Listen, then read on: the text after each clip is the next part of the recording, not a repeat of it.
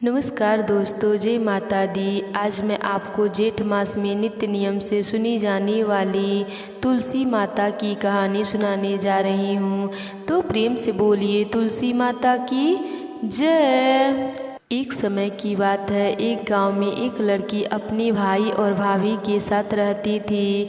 उस लड़की का विवाह नहीं हो पा रहा था। वह लड़की तुलसी माता की बहुत सेवा करती थी, नियम पूर्वक तुलसी की पूजा करती और वहीं बैठकर तुलसी जी की कथा कहानी सुना करती थी। लेकिन उस लड़की की भाभी को यह सब पसंद नहीं था। वह हमेशा अपनी ननद को ताना दिया करती थी कि जब देखो तब तुलसी जी के पास बैठकर कथा कहानी कहती रहती है और कोई काम धंधा नहीं करती। जब तुम्हारा विवाह होगा तो बारातियों को तुलसी खाने में दे दूंगी और दहेज में भी तुलसी ही दे दूंगी। कुछ समय बाद ननद का रिश्ता पक्का हो जाता है और विवाह का समय भी आ जाता है। लेकिन जैसे भाभी ने कहा था वैसा ही किया।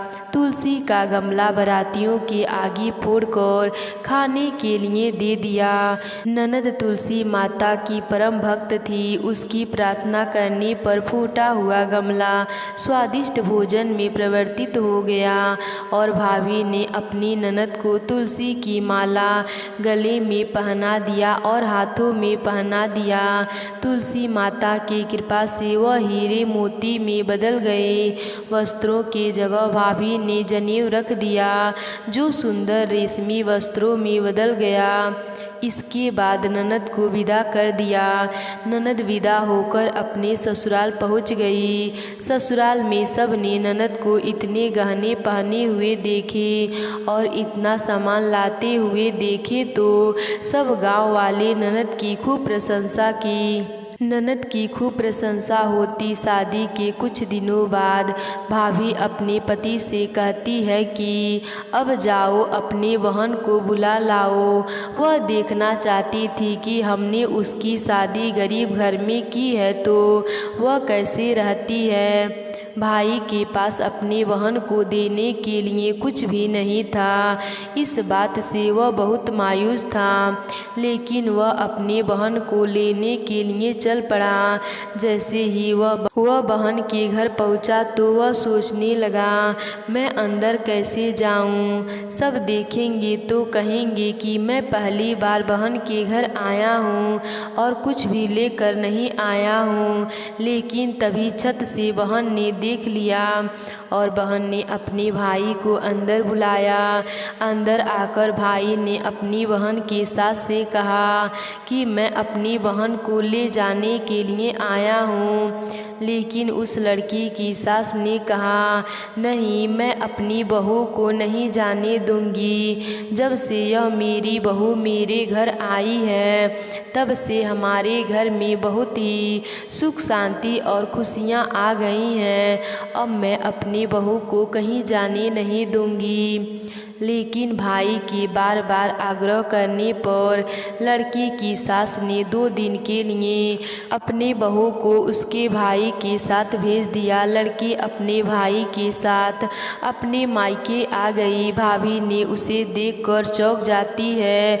वह लड़की बहुत सारे गहने पहने हुए थी और बहुत सा सामान लेकर आई थी। भाभी यह सब देखकर पूछती है कि हमने तो तुम्हारा विवाह गरीब घर में किया था, फिर तुम इतने गहने और इतना सामान कहाँ से लाई हो? तब उस लड़की ने कहा, भाभी यह सब तुलसी माता की कृपा है। भाभी ननद से और ज़्यादा जलने लगी। 2 दिन के बाद ननद अपने ससुराल चली जाती है। उसके बाद भाभी अपने बेटी को भी तुलसी माता की पूजा और कथा कहानी करने के लिए कहती है और कहती है कि तुम भी तुलसी माता की पूजा करो। देखो बुआ ने तुलसी माता की पूजा की थी तो उसे सब कुछ मिल गया है। अगर तुम भी तुलसी माता की पूजा करोगी तो तुम्हें भी सब कुछ मिल जाएगा। लेकिन उसकी बेटी ने मना कर दिया। भाभी के बार बार कहने पर बेटी पूजा तो करती, पर उसका मन नहीं लगता। वह तुलसी माता की पूजा मन से नहीं किया करती थी, लेकिन भाभी ज़बरदस्ती उसे पूजा कराया करती थी। भाई की लड़की की भी शादी तय हो गई। उसकी शादी का समय आ गया। तब भाभी ने वैसे ही व्यवहार किया जैसे उसने अपनी ननद के साथ किया था। लेकिन उस समय कुछ भी नहीं बदला, क्योंकि उसकी बेटी ने पूजा मन से नहीं किया था। लड़की अपने ससुराल चली जाती है, वहाँ भी उस लड़की की बहुत बुराई होती है। सब गांव वाले उस लड़की और उसकी माँ की बहुत बुराई करते हैं। कुछ दिनों बाद उसकी माँ ने अपने पति से कहती है, जाओ मेरी बेटी को ले आओ। उसका पति अपनी बेटी को लेने जाता है और बेटी अपने घर आ जाती है। लेकिन बेटी पर कोई गहने नहीं था, कुछ भी नहीं था। वह बहुत ही गरीबी हालत में थी। तो भाभी यह सब देखकर कहती है कि तुम अपने बहन का विवाह तो अच्छे घर में कर दिए, वह देखो कितनी अमीर है, और अपनी बेटी का विवाह गरीब घर में करा दिया।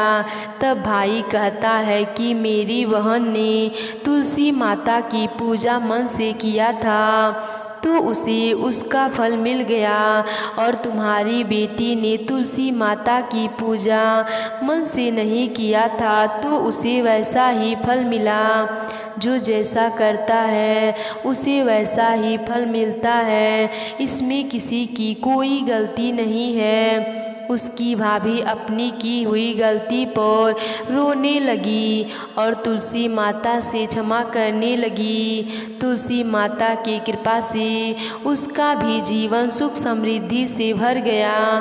तो प्रेम से बोलिए तुलसी माता की जय। एक समय की बात है, एक राजा राज्य करता था। उसकी रानी बड़ी ही धार्मिक प्रवृत्ति की थी, दान करती, पूजा पाठ करती। एक बार जेठ का महीना आया।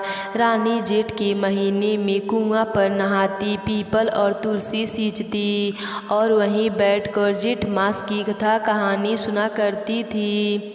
लोगों ने देखा कि यह कैसी रानी है, कुआं पर नहाती है और पीपल और तुलसी सींचती है। रानी तो वह होती है जो घर में राजपाट करे। लोगों ने राजा से शिकायत कर दी कि आपकी रानी तो कुआं पर नहाती है और पीपल तुलसी सींचती है और वहीं बैठकर बड़बड़ करती है। राजा को बहुत गुस्सा आया। राजा ने अपने नगर के सारे कुएं को पटवा दिए और पीपल तुलसी को कटवा दिए। रानी घर से निकल गई और जंगल में जाकर रहने लगी। तुलसी माता की कृपा से वहीं पर कुआं खुद गया और पीपल तुलसी का पेड़ भी उग गया। रानी कुआं पर नहाया करती और पीपल तुलसी को सींचा करती और वहीं पर बैठकर जेठ मास की कथा कहानी कहा करती थी। इधर राजा का राजपाट सब चौपट हो गया। राजा बोला, जब से रानी गई है तब से मेरा सारा राज्यपाट धन दौलत बर्बाद हो गया है। राजा रानी को खोजते खोजते हुए उसी जंगल में आ गया। राजा वहाँ पर देखा, यहाँ तो कुछ भी नहीं था और पीपल तुलसी का पेड़ भी है। रानी वहीं बैठकर जेठ मास की कथा कहानी कहा करती थी। राजा ने रानी से क्षमा मांगा। रानी ने कहा, क्षमा हमसे नहीं, तुलसी माता से मांगो। तब राजा ने तुलसी माता से क्षमा मांगी और रानी से कहने लगा, तुम हमारे साथ चलो। जब से तुम घर से निकली हो तब से सारा राजपाट चौपट हो गया है। तब रानी बोली, जब हमारा जेठ का माह पूरा हो जाएगा तब हम चलेंगे। राजा भी वहीं रहने लगा। राजा रानी दोनों मिलकर पूजा किया करते और जेठ मास पूरा हुआ और उन्होंने राई दामोदर जमाए। तब राजा रानी नगर में आए। रानी का महल में घुसते ही सारा राज्यपाट पहले जैसा हो गया। हे तुलसी माता, हे जेठ के देव, जैसे आपने कृपा राजा रानी पर करी वैसे ही सब पर करना। तो प्रेम से बोलिए तुलसी माता की जय। एक समय की बात है, एक गांव में एक परिवार था। उस परिवार में सेठ और सेठानी रहते थे। उनके कोई भी संतान नहीं थे। सेठ नित्य नियम से नदी में स्नान करने जाता और घर आकर पूजा पाठ करता था। एक दिन सेठ नदी स्नान करने के बाद जाने लगा तो पीछे से किसी ने आवाज़ दी, बाबा मैं भी आऊं। उस सेठ ने पीछे मुड़कर देखा पर वहाँ कोई नहीं था। फिर से चला तो फिर से आवाज़ आई, बाबा मैं भी चलूं। सेठ ने सोचा कोई दिखता तो नहीं है, पर कौन बुला रहा है। फिर सेठ ने कहा, भूत प्रेत हो तो मत आना, कोई देव हो तो आना। इतने में एक छोटी सी कन्या आई और बोली, बाबा मैं आपके घर आऊं। सेठ ने उंगली पकड़ाई और उसे घर लेकर आ गया। घर आने पर उसकी स्त्री बोली, यह कन्या किसकी है। वह कन्या बोली, माँ मैं तेरी बेटी हूँ। सेठानी ने सेठ से पूछा, क्या बात है। सेठ ने सारी बात बताई। उन दोनों ने उसे बेटी कहकर पुकारा। वह दोनों पति पत्नी खुश हुए और बोले, इसका क्या नाम रखें। सेठ बोला, इसका नाम तुलसी रखते हैं, यह हमारे आंगन की तुलसी है। अब तुलसी खेलने कूदने लगी। माता पिता भी उसे बड़ा लाड प्यार करते। वह बड़ी हुई तो उसके माता पिता उसकी शादी की चिंता करने लगे। तब तुलसी बोली, मेरा चिंता आप मत करो, मुझे तो स्वयं श्री हरि लेने आएंगे, आप लोग तैयारी करो। शादी का मुहूर्त निकला। कार्तिक शुक्ल एकादशी के दिन तुलसी जी का विवाह शालिग्राम जी के साथ हो गया। तब तुलसी माता जाने लगी। उसके माता पिता रोने लगे, कहने लगे, बेटी हम तुम्हें कहाँ लेने आएंगे। तब तुलसी ने कहा, माता पिता आप मेरी चिंता मत करना, मेरा ससुराल द्वारिका धाम है, आप जब याद करोगे तो मैं आ जाऊंगी। आप अपने आंगन में तुलसी लगाना, उससे मन की शांति मिलेगी। आंगन के तुलसी को आप सदा रखना, उसकी पूजा अर्चना करना। इतना कहकर लड़की विदा हो गई। सेठ सेठानी अपने आंगन की तुलसी की पूजा अर्चना करने लगे। कुछ दिनों के बाद सेठ सेठानी की मृत्यु हो गई। उन्हें लेने के लिए बैकुंठ धाम से विमान आया और वह दोनों सेठ सेठानी बैकुंठ धाम चले गए। हे तुलसी माता, जैसे आपने सेठ सेठानी पर अपनी कृपा करी वैसे ही सभी भक्तों पर अपनी कृपा बनाए रखना। तो प्रेम से बोलिए तुलसी माता की जय। एक समय पहले की बात है। एक गांव में पति पत्नी रहते थे। उनके 2 बेटे थे। दोनों बेटों का विवाह हो गया था, पर बड़ी बहू बहुत ही घमंडी थी, अपने में ही मगन रहती थी, सास ससुर की बिल्कुल सेवा नहीं करती थी। छोटी वाली बहू बहुत ही शांत स्वभाव की थी, सास ससुर की सेवा करती, सुबह उठती, तुलसी सींचती, दीपक जलाती और कथा कहानी कहती थी। उसका पति कुछ भी नहीं कमाता, बड़ा वाला बेटा कमाता और उसी के पैसों से घर का खर्चा चलता था।